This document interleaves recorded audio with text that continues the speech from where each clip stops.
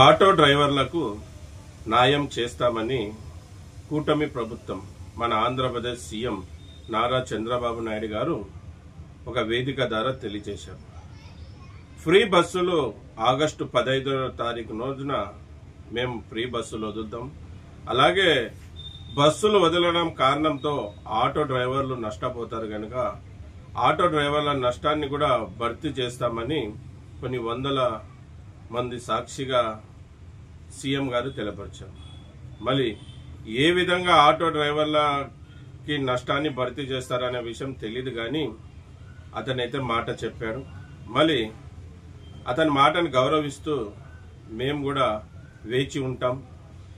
August 15న మీరు ఇటు free బస్సులు వదులుతూ ఇటు మా ఆటో డ్రైవర్లకు గిన న్యాయం చేయకుండా మీరు గిన అన్యాయం చేస్తే ఆల్ యూనియన్స్ అన్ని డ్రైవర్ సంఘాలు కలిసి చలో రాజధాని అని మేమందరం కూడా డ్రైవర్లమందరం కూడా కదిలి రావాల్సిన పరిస్థితి వస్తుంది.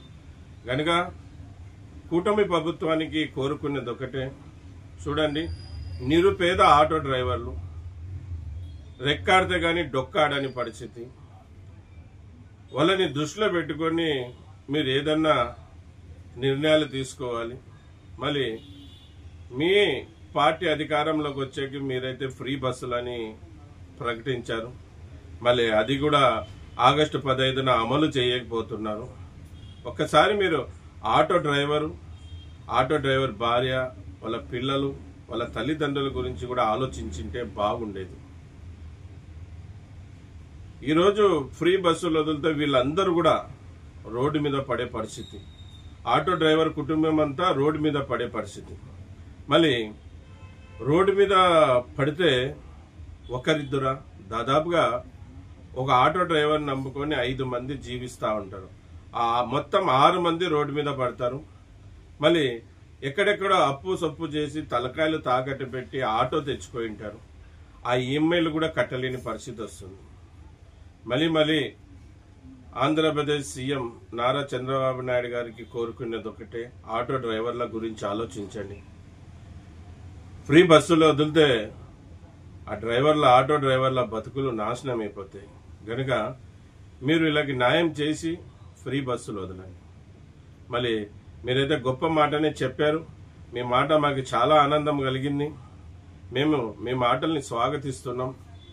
రేపు పొద్దున మీరు సరైన న్యాయం ఆటో డ్రైవర్లకి చేయకుంటే మొత్తం ఆంధ్రప్రదేశ్లో ఉండే ఆటో డ్రైవర్లు, లారీ డ్రైవర్లు, బస్ డ్రైవర్లు, కార్ డ్రైవర్లు, అంబులెన్స్ డ్రైవర్లు, ట్రాక్టర్ డ్రైవర్లు, జేసీబీ డ్రైవర్లు, ఆల్ డ్రైవర్స్ కూడా రాజధానికి వచ్చి మేమందరం ఆటో డ్రైవర్ అన్న కోసం న్యాయ పోరాటం చేస్తామని ఈ వీడియో ముఖాంతరం కోరుకుంటున్నాను.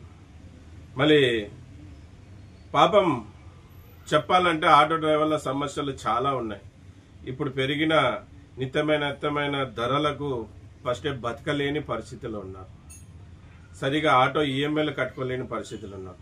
మళ్ళీ ఇటువంటి సమయంలో మీరు ఈ నిర్ణయాలు తీసుకోవడంతో ఇంకా ఆటో డ్రైవర్ కుమిలిపోతున్నారు. ఆల్రెడీ తెలంగాణ ప్రాంతంలో రేవంత్ రెడ్డి తీసుకునే నిర్ణయానికి కొన్ని వేల మంది ఆటో డ్రైవర్లు ఆత్మహత్య చేసుకుని చనిపోయారు. ఆ ఆటో డ్రైవర్ కుటుంబాలన్నీ రోడ్డున పడ్డాయి. మళ్ళీ అక్కడ ప్రభుత్వం కూడా, తెలంగాణ గవర్నమెంట్, కాంగ్రెస్ ప్రభుత్వం కూడా ఆటో డ్రైవర్ల గురించి ఆలోచించాలని ఈ వీడియో ముఖాంతరం కోరుకుంటున్నాను.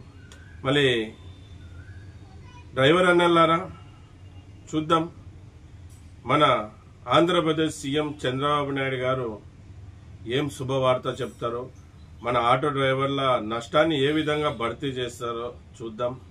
మళ్ళీ మనకి సరైన న్యాయం చేయకుంటే గిన మనమందరం డ్రైవర్లం న్యాయ పోరాటానికి సిద్ధపడాలి. చలో రాజధాని అని మనం అక్కడ పోయి న్యాయ పోరాటం చేద్దాం. ఎవరిని ఇబ్బంది పెట్టకుండా, ప్రభుత్వ ఆస్తులు నష్టపరచకుండా, శాంతిపూర్వకంగా మన హక్కుతో మనం అడుగుదాం. ఈరోజు మేము సెల్ఫ్ ఎంప్లాయ్మెంట్స్ అంతా మీ ద్వారా నష్టపోయాం. మళ్ళీ ఆ నష్టాన్ని మీరు భర్తీ చేయాలి, మాకు న్యాయం చేయాలనే నిదానంతోనే ముందుకు పోదాం. ఇదనే విషయం.